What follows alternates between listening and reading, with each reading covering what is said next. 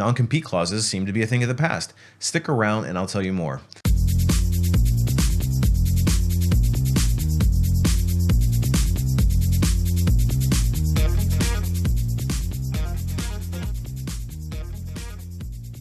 Hey everybody, it's Brian from Life After Layoff, and today I want to share with you some news that just came out about non-compete clauses and the fact that they might be banned going forward. Now, this is very welcome news at a time when most of the things that are coming out about the labor market are decidedly crappy for the employee. And I fully realize that some of my content comes with a negative slant, but let's face it, there hasn't been a whole lot of positive stuff to report on. And obviously my goal is to help job seekers just like you reclaim control and try to take back some level of independence from these employers. And this is actually a step in the right direction, which is kind of surprising. So let's break down the news. I'll give a little bit of my reaction to it and what this could mean for you as the average job seeker. But before we get into that, if you're interested in reclaiming control and begin to act like the CEO of your career, you want to check out my newsletter. In it, I share concise, actionable tips for the job seeker on how to reclaim control, how to approach your job search, resume writing, and interviewing with more strategy and conviction. And if you're in an active job search or you're career minded, it might be worth your time to sign up for it. Keep in mind, it's absolutely free. So let's hop over to the article and see what it has to say. So news came out on Wednesday, April 24th, that the Biden administration would be banning non-compete agreements, which is obviously going to cause a ruffle in the feathers of a lot of business groups. So let's look at a quick reaction and then let's read through this article and get the news. Welcome back. The Federal Trade Commission has just voted to ban almost all non-compete agreements between companies and their employees. That new ban also applies to any existing non-compete agreements. To break it down, the purpose of a non-compete clause is to restrict employees from finding new jobs at competing companies, both during and soon after employment. The policy is set to go into effect in August, but the U.S. Chamber of Commerce says it does plan to challenge this decision in court. Joining us here on set to explain it all, Investopedia editor-in-chief Caleb Silver. Caleb, good morning. So labor groups say that these policies basically keep workers from making more money or having the opportunity to go seek more money elsewhere. What do you make of that, and how will a ban like this change things for employees? Well, for a lot of people that have to sign non-competes, and it's not everybody, but a lot of companies do enforce it, they could hop to another job at a better pay if they could just leave that job, but a non-compete prevents them from doing that. So the FTC has proposed this rule that says that it affects 18% of the workforce, or some 20-odd million workers, 30 million people actually, who can't job hop to get better pay. It also says it stifles innovation. If you can't leave from one job to another, companies can't innovate. You can't have new startups being formed because you can't leave your job and form your own company if it competes in the same field as your other company. So it says it's stifling job creation. It's costing more in healthcare costs, and it's keeping people in jobs that they don't want to be in for too long. That's why they proposed this rule. So in a ruling on Tuesday afternoon, the Federal Trade Commission, or the FTC, announced that non-compete clauses would basically be illegal. So this would be for any existing non-compete clauses and anything going forward. And basically what the purpose of this is to try to protect workers' abilities to change jobs. And they say it's to increase innovation, to foster new business formation. And oftentimes, if you read the fine print of your job offer when you join a new organization, they'll include a non-compete clause in there saying that you can't leave and go to a competitor for a certain period of time. It might be 6 months, it might be a year. I've seen them as high as 5 years. So obviously from an employee's perspective, that can be very detrimental, especially if you work in a relatively niche industry or if you work in a geographic region where there's limited job opportunities. And these non-compete clauses can seem very unfair, and certainly they're very stacked against the average employee. The business has everything to gain. Essentially, they don't want you to go and work for a competitor, and in theory, you're going to take your trade secrets or disrupt their business operations. Say you're a chef in a trendy restaurant and you want to start your own establishment. And so these non-compete clauses would prohibit you from starting the new business and then bringing staff with you in addition to that. So it can be very detrimental to people being able to grow, this whole concept of job hopping to earn higher salaries. And let's face it, when we're in a work climate where people are getting laid off left and right and there is no loyalty to the company, these non-compete clauses can be particularly grating. Because we have runaway inflation, the economy seems to be propped up with toothpicks, and I believe that the job reports are very misleading and that there's not a lot of good quality positions out there, even though there may be more jobs available. The reality is that a lot of these jobs that are available are low quality, they're contract positions, they're part-time, they don't have benefits, a lot of times they're 1099s. And so the quality of the position has gone down. And over the last roughly 4 years, it seems like literally everything that we buy is going through the roof. You got gas prices that are astronomical right now. Food prices have increased something like 40%. You've got rent, and certainly the housing market is a complete mess. You've got the automobile industry is a mess as well. The insurance industry, everybody's insurance rates are going up for no other reason than besides inflation.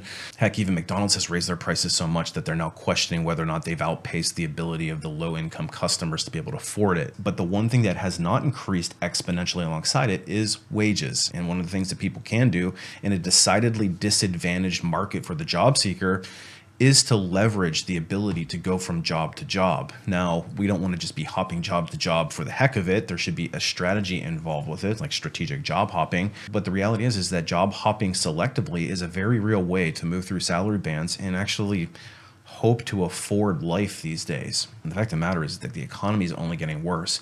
Inflation still continues to outpace targets, and you're seeing people continue to get laid off. And if what I last read was true about layoff numbers, we're approaching levels we haven't seen since 2009. So it's a mess out there. So the idea of having a non-compete clause that keeps you locked into your job or not being able to be competitive in a market where they will lay you off and then tell you that you can't go and work for a competitor, even though you may have all the skills and expertise. In fact, I talk about building up your background so that you are a perfect fit for those competitor jobs. That's a free market economy. That's acting like the CEO of your career.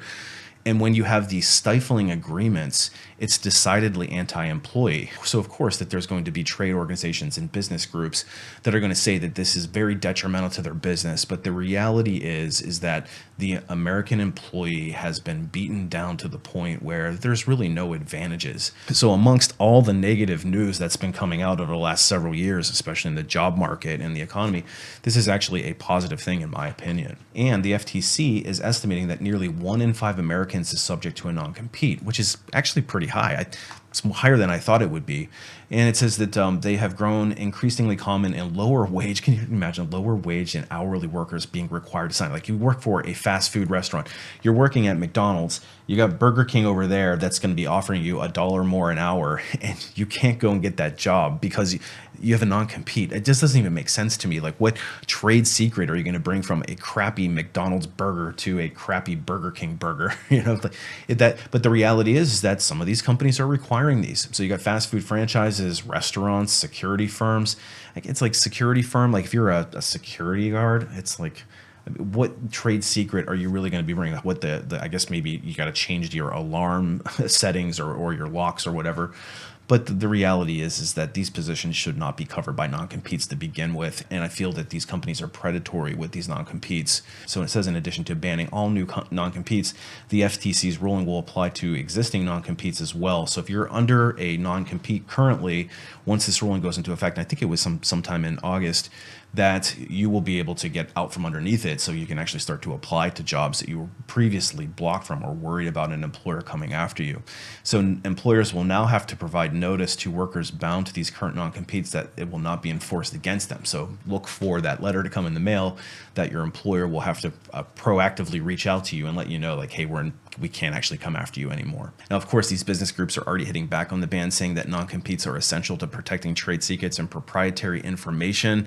And I mean, probably in some very, very rare circumstances, might that be the case? Like if you're working as like an intellectual property owner or maybe like a research and development scientist somewhere, I could see that potentially being an issue. But maybe here's an idea: set up your business practices so that you're recognizing people, you're paying them correctly, you're giving them promotional opportunities, you're not laying people off at the first sign of things going wrong in the economy, and then you're gaslighting the employees into saying that we all need to pitch in and sometimes we have to make these difficult decisions and blah, blah, blah, blah, blah. The reality is for the average person is you can get laid off, then they'll slap this non-compete on you and they'll completely limit your ability to go and find work, to put food on your table. these groups are also saying that non-competes ultimately help workers by engendering a more collaborative firm environment and limiting the so-called free riders, or employees who seek to capitalize on a company's specific methods and taking that knowledge elsewhere. That's kind of the point of working somewhere where you work for an industry leader. You learn the best practices and you bring them with you. How many times have you worked in an organization where a new leader comes in from some different competing company and decides to install their own systems? That happens very commonly at the senior levels of organizations. I can't tell you how many that I've been in where the new leader comes in and they work the DuPont method. So now they're going to implement the DuPont method because that's where they worked for all those years. And so suddenly everything changes and they put in their own methodologies. So that's like a really common thing. And to say that that's the reason why they want these non-competes and they're going to fight it, that's kind of like weak sauce to me. And of course, the U.S. Chamber of Commerce, which is the country's largest business lobby. I don't know how lobbyists are even legal. If we want to change this country, get rid of lobbyists, any business lobbyists, any environmental lobbyists, any of that stuff. But nonetheless, they're calling this a unlawful power grab, which is particularly rich considering how much the employment pendulum swings back and forth, and it's been decidedly buried with the employer for now at least the last 18 months. But then previous to that, other than maybe a 1 year period, it had been pretty much uninterrupted for a decade or more. Now it says that this decision sets a dangerous precedent for government micromanagement of businesses and can harm employees, workers, and our economy. It seems more like it's harming the worker than anything, these non-compete clauses, and potentially the economy. Certainly has not harmed the employers. So it's interesting that that's where they're hanging their hat. So the good news is that it's set to go into effect in August. However, it looks like it might not be enforced until the court challenges are resolved. And that obviously, once you get involved with lobbyists and court and people suing and all this stuff, it could really slow things down and take years. So good news is that it's coming. Bad news is that it might take a few more years. And, with all the negative crap that's been happening, nothing positive seems to have been coming out of the last 3 to 4 years. This might be one that I actually agree with. So there you have it. Looks like non-compete clauses may be a thing of the past. And I'm curious, have any of your job offers required you to sign a non-compete yourself? And what do you think of this ruling? Do you think it's a positive thing for the employee or not? And if you need more help in your job search, head over to my website, alifeafterlayoff.com. As always, appreciate you watching. We'll see you on the next one.